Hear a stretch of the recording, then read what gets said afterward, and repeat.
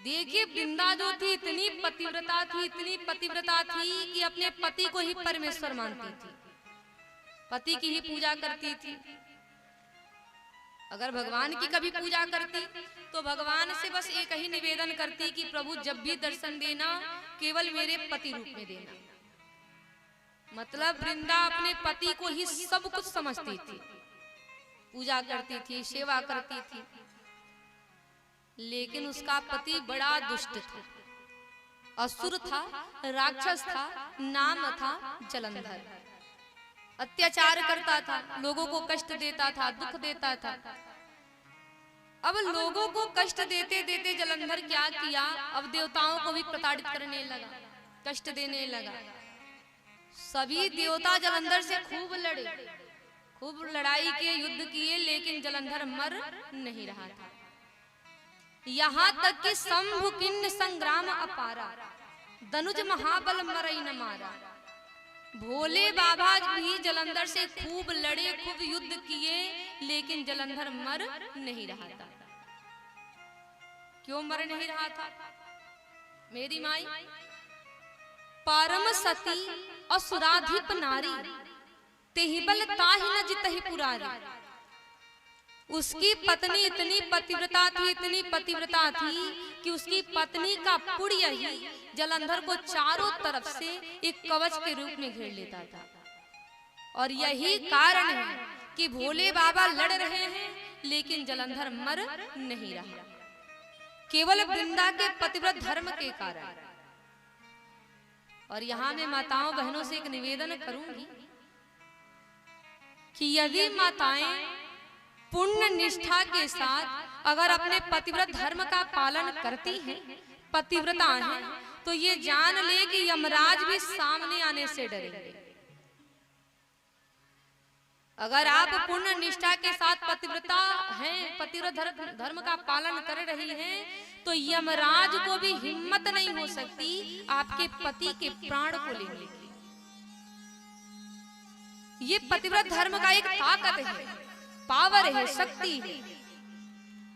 और यही कारण है कि शास्त्रों में नारियों को बहुत ज्यादा छूट दिया गया है। पुरुषों को बहुत ज्यादा तीर्थ यात्रा करने की जरूरत है, लेकिन माताओं को उतना ज्यादा नहीं। क्यों? मेरी माई, आप घर की गृहिणी हैं, घर में भोजन बनाती हैं। अगर आप उस भोजन को इस भाव से बनाएं, ये सोच कर बनाएं कि मैं भोजन किसी साधारण मनुष्य के लिए नहीं, मैं भोजन साक्षात परमेश्वर के लिए बना रही हूँ, तो आपका भोजन बनाना यज्ञ हवन करने के समान होगा। अगर आपके घर में कोई अतिथि आ जाते हैं, कोई मेहमान आ जाते हैं, कोई संत आ जाते हैं, अगर प्रेम से 2 रोटी बनाकर उन्हें खिला देती हैं, तो रोटी खिलाना यज्ञ हवन करने के समान होगा। कैसे होगा? हम यज्ञ जब करते हैं तो कहाँ बैठते हैं? यज्ञ हवन करने जाते हैं तो कहाँ बैठते हैं? आग के पास बैठते हैं। अब उस आग से ताप निकलता है, हमारे शरीर पर पड़ता है। वैसे ही हम भोजन बनाते हैं तो कहाँ बैठकर बनाते हैं? आग के पास बैठते हैं, उसमें से भी ताप निकलता है, शरीर पर पड़ता है। लेकिन अंतर क्या है? हम यज्ञ करने जाते हैं, हवन करने जाते हैं, पूरा नहा धोकर जाते हैं। बिना नहाए हम यज्ञ नहीं करते, लेकिन भोजन बनाते समय कितनी माई ऐसी हैं जो सुबह में रोज नहा करके भोजन बनाती हैं? हाथ उठाइए। नहा करके कितनी माई भोजन बनाती हैं? पीछे वाली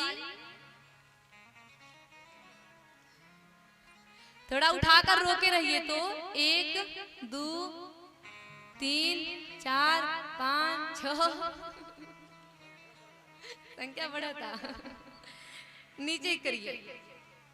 और लोग हो जो नहा के बनाती हैं वो तो सही है, और लोग जिनका हाथ नहीं उठ रहा है वो क्या करती हैं?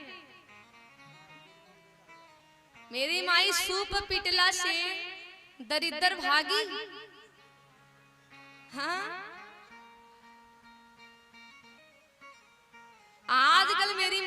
करती हैं कि सुबह में उठती हैं, ना ब्रश की ना कुल्ला की, तुरंत रसोई घर में। चलो पहले चाय बनाया जाए, भोजन बनाया जाए, पहले सब काम हो जाए, बर्तन धो लें तब नहाएंगे।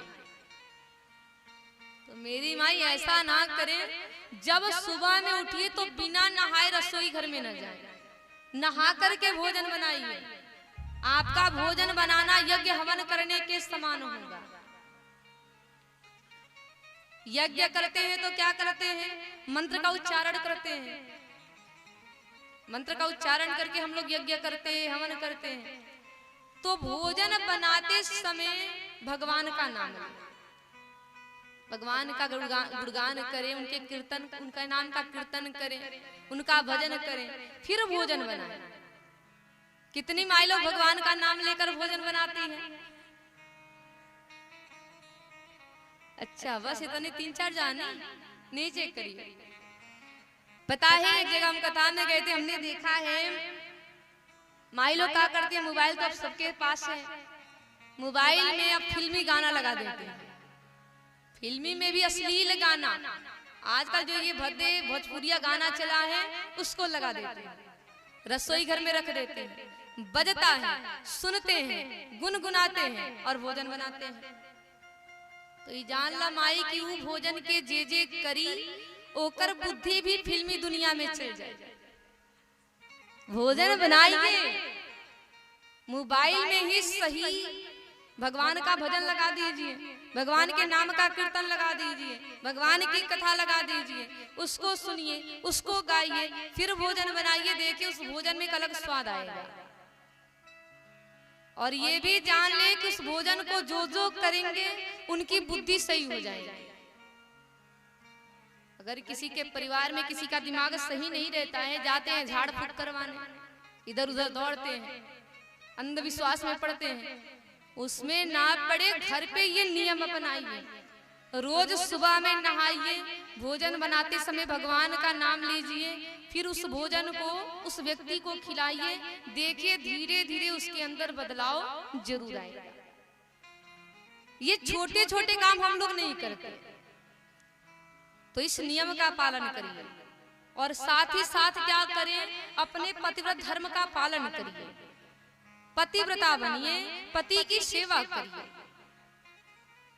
वृंदा इतनी पतिव्रता है कि उनका पति दुष्ट है, असुर है, भोले बाबा लड़ रहे हैं लेकिन मर नहीं रहा। अब यहाँ श्री हरि विचार करते हैं कि अगर एक स्त्री का पतिव्रत धर्म टूट जाता है तो 1 लाख स्त्रियों के पतिव्रत धर्म को बचाया जा सकता है। और हमारी नीति यही कहती है कि अगर हाथ की 1 अंगुली को काट देने से अगर पूरा हाथ बच रहा है तो 1 अंगुली को काट देना चाहिए। अब यहाँ भगवान क्या करते हैं कि धर्म और शास्त्र के मतानुसार एक अद्भुत कदम बढ़ाते हैं। कदम क्या बढ़ाते हैं? चूंकि वृंदा जब भी भगवान की पूजा करती है एक ही निवेदन करती हैं, प्रभु जब भी दर्शन देना मेरे पति रूप में देना। अब भगवान सोचते हैं कि चलो मैं वृंदा की शिक्षा को पूरा करता हूं। अब यहाँ पर शिवजी जलंधर से युद्ध करते हैं, जलंधर युद्ध करने जाता है, शिवजी अस्त्र पे अस्त्र छोड़ते हैं, शस्त्र पे शस्त्र छोड़ रहे हैं, सारे अस्त्र सारे शस्त्र विफल हो रहे हैं। क्यों? क्योंकि वृंदा पति का ध्यान लगाकर बैठी है। उसी समय श्री हरि ने क्या किया कि जलंधर का रूप बना लिया, यानी वृंदा के पति का रूप धारण किया और वृंदा के दरवाजे पर आकर के खड़े हो गए। अब वृंदा को लगा कि मेरे पति युद्ध करके वापस आ गए। अब वृंदा का ध्यान पति के ऊपर से हट गया और जैसे ही वृंदा का ध्यान पति के ऊपर से हटा, भगवान शिव ने पशुपास्त्र छोड़ा, जलंधर को लगा और जलंधर मर गया। अब चूंकि वृंदा सती थी, पतिव्रता थी, उनकी चूड़ियां अपने आप टूटने लगी। वृंदा समझ गई कि मेरे पति मारे गए। वृंदा सोचने